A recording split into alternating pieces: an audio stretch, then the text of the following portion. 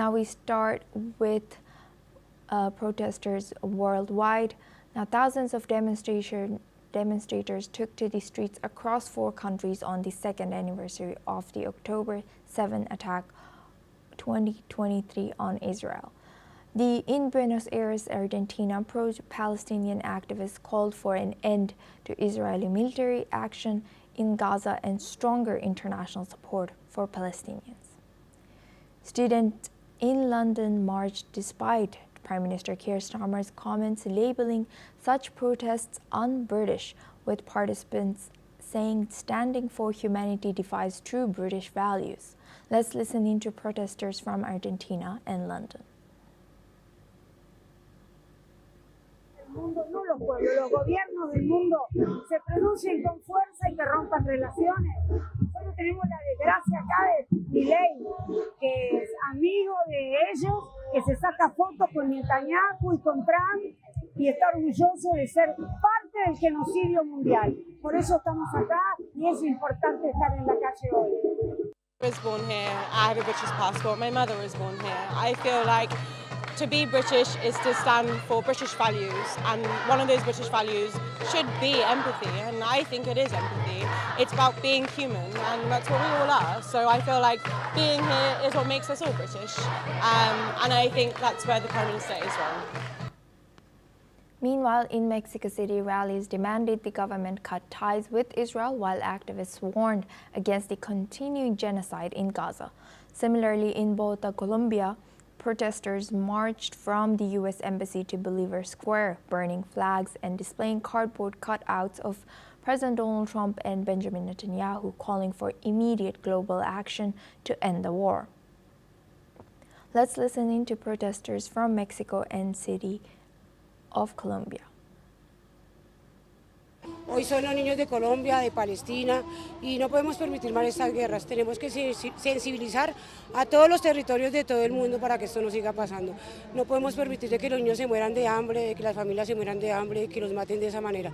Es hora de que las embajadas y los gobiernos se pongan las manos ya en el corazón y actúen de manera inmediata sobre el genocidio y paren esta guerra. Yo diría que cada día ha sido un día desgarrador para el pueblo de Gaza. Cada día se ha visto más y más muertes, más y más niños asesinados. Yo creo que nunca fue el objetivo del gobierno israelí tener paz, sino un dominio y exterminio total de la población de Gaza. Y sí, cada día estamos más cerca a eso. Y creo que cualquiera que hoy no se para y dice fin a este genocidio, tendrá que cargar ese peso el resto de su vida. These protests come as Hamas signals willingness to negotiate a ceasefire based on President Trump's plan, while Qatari and U.S. mediators travel to Egypt for indirect talks with Israel. Now for this discussion, we're joined by Gilbert Dr. Rowe. He's an international relations and Russian affairs expert, joins us live from Brussels. Thank you very much, Gilbert, for joining us again. Good to see you. Now looking at Gaza,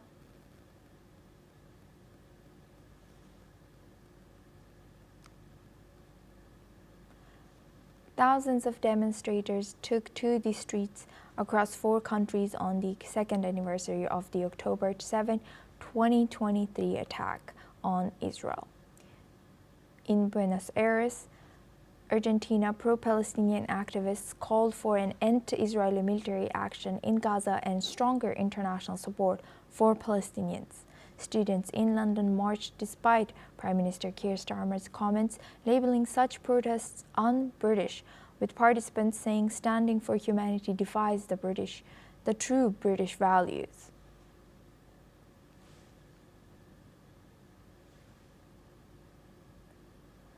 Thousands of demonstrators took to the streets across 4 countries on the second anniversary of the October 7 attack on Israel. In Buenos Aires, Argentina, pro-Palestinian activists called for an end to Israeli military action in Gaza and stronger international support for Palestinians.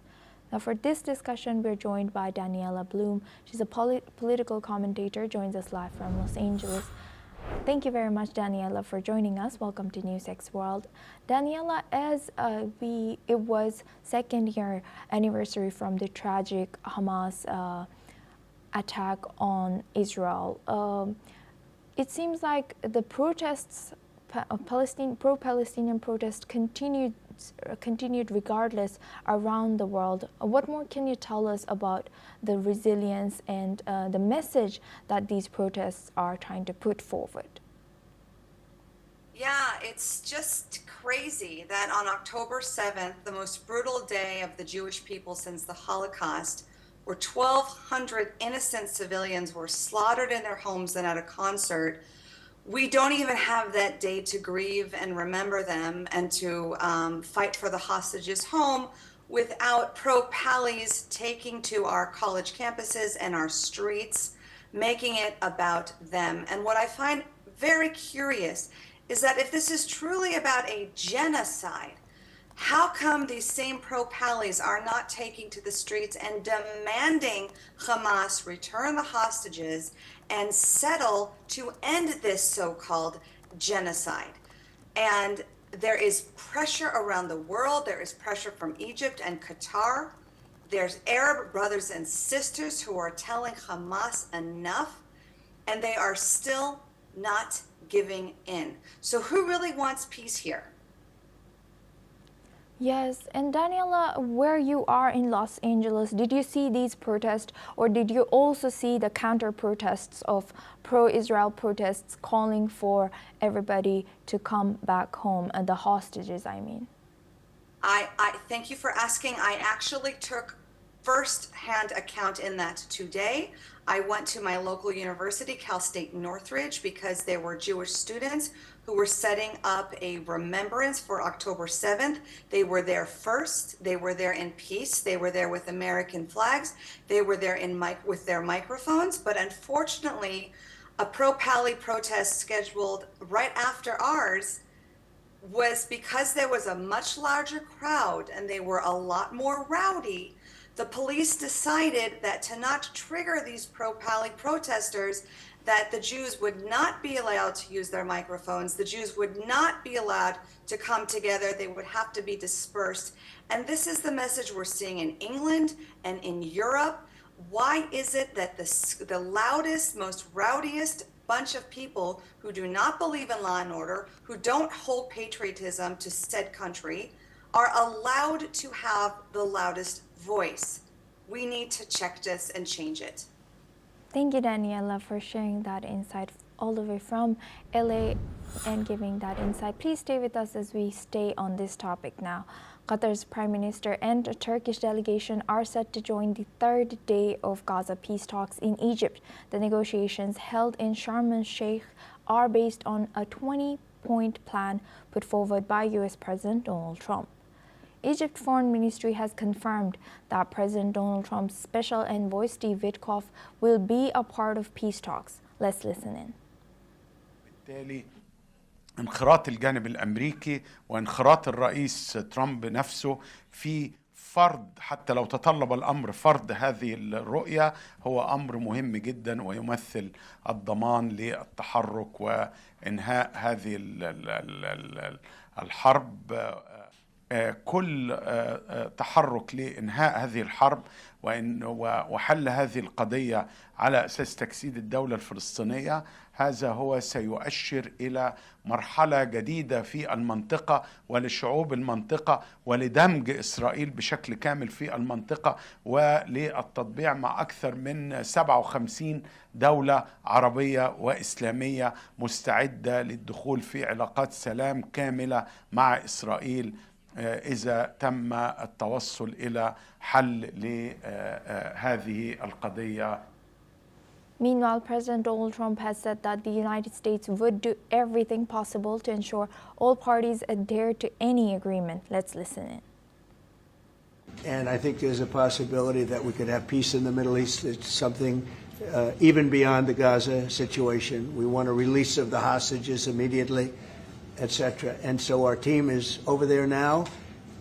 Another team just left, and other countries, literally every country in the world has supported the plan. Yep. I don't think there's anybody that hasn't, actually, not that I've seen. But there's a real... Hamas is demanding the release of all high-profile Palestinian leader Marwan Barghouti from an Israeli prison. His name has been raised as part of negotiations on a hostage prisoner exchange, which remains a crucial element in the talks.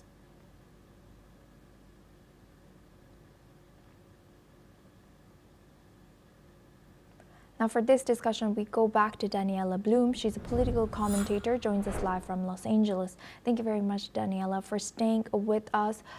From what we know, or what you know, are people hopeful in Israel for the negotiations to bring the hostages back? We are hopeful, but we also know that the people of Israel, that Hamas plays games. And Israel has already agreed to release 250 Palestinians with life sentences. They've already agreed to release 1,700 Gazans who were directly involved with the attacks on October 7th. Israel is constantly making concessions. It is very clear that they want their hostages back, including the ones who have passed away. They have sacrificed over 1,000 IDF soldiers trying to get them home. Israel has always been ready to end this war, but it's Hamas who continues to stall it.